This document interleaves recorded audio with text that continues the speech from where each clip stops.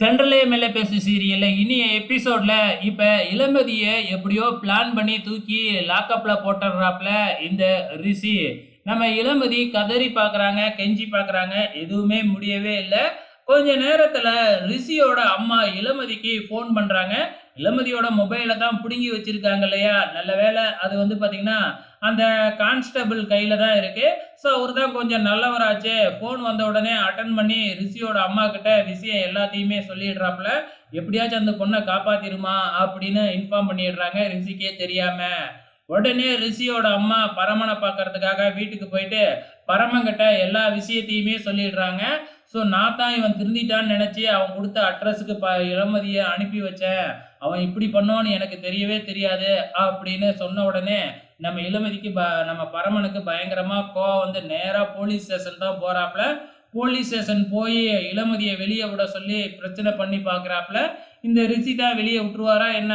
அதுக்கப்புறம் பரமன் நம்ம ரிஷியோட சட்டையெல்லாம் பிடிச்சு இழுத்து உலுக்கிலாம் பார்க்குறாப்ல. "உன்னையும் தூக்கி இப்ப ஜெயில்ல வைக்கிறேன் பாரு" அப்படிங்கிற மாதிரி ரிஷி பேசிக்கிட்டு இருக்கும் பொழுதே, பின்னாடியே ரிஷியோட அம்மா வராங்க. ரிஷியோட அம்மா வந்தது மட்டும் இல்லாம, அவங்க உயர் அதிகாரிய கூட்டிக்கிட்டே வந்திருக்கிறாங்க.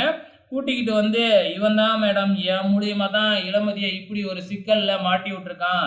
இந்த பொண்ணு இவன கல்யாணம் பண்ணிக்கலன்னு தான் இவன் பழி வாங்குறான்" அப்படின்னு எல்லா விஷயத்தையுமே ரிஷியோட அம்மா அந்த உயர் அதிகாரி கிட்ட சொன்னது தான். ஸோ அந்த உயர் அதிகாரி ஏற்கனவே பலமுறை இந்த ரிஷிய சஸ்பெண்ட் பண்ணியிருக்காங்களாட்டுக்கு, அதிகாரத்த மிஸ்யூஸ் பண்ணதுக்காக.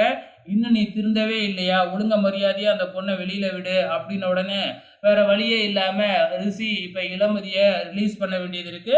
ஸோ ரிஷி வந்து இப்ப ரிலீஸ் பண்ணோனே இளமதிய கூட்டிக்கிட்டு நம்ம பரமன் கிளம்பிடுறாப்ல. இந்த பக்கம் வந்து பார்த்தீங்கன்னா, அந்த அதிகாரி "நான் ஏன் உன் மேல வந்து ஆக்ஷன் எடுக்கக்கூடாது" அப்படின்னு பேசிக்கிட்டு இருக்கிறாங்க. ஸோ ரிஷிக்கு என்ன தண்டனை குடுக்க போறாங்க அப்படிங்கிறது தெரியல. மேபி குடுக்காம இருக்கிறதுக்கு கூட வாய்ப்புகள் இருக்கு. இந்த பக்கம் நம்ம பரமன் இளமதிய கூட்டிக்கிட்டு நேரா வீட்டுக்கு வர்றாப்ல. வீட்டுக்கு வரும்போதே நம்ம இளமதி லைட்டா தயங்கி தான் வராங்க. அதுக்கு ஏத்த மாதிரியே ரஞ்சிதா வேறயா இளமதிய ரொம்ப கேவலமா பேச ஆரம்பிக்க, பரமனுக்கு வந்தது பாருங்க ஒரு கோவம். பயங்கரமா கோவம் வந்து நேரா ரஞ்சிதத்த அடிக்கவே போயிடுறாப்ல.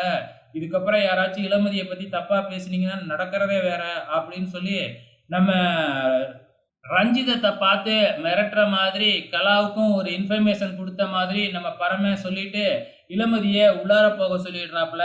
அதுக்கப்புறம் என்ன, ரஞ்சிதம் அப்படியே நடுங்கி போய் இருக்கிறாங்க. "பார்த்தீங்களாம்மா, இந்த பரமன் அந்த இளமதிக்காக அடிக்கவே வந்துட்டான். இதுக்கு முன்னாடி இது மாரிலாம் பண்ணுனதே இல்ல" அப்படின்னு ரஞ்சிதம் பயப்பட ஆரம்பிக்கிறாப்ல.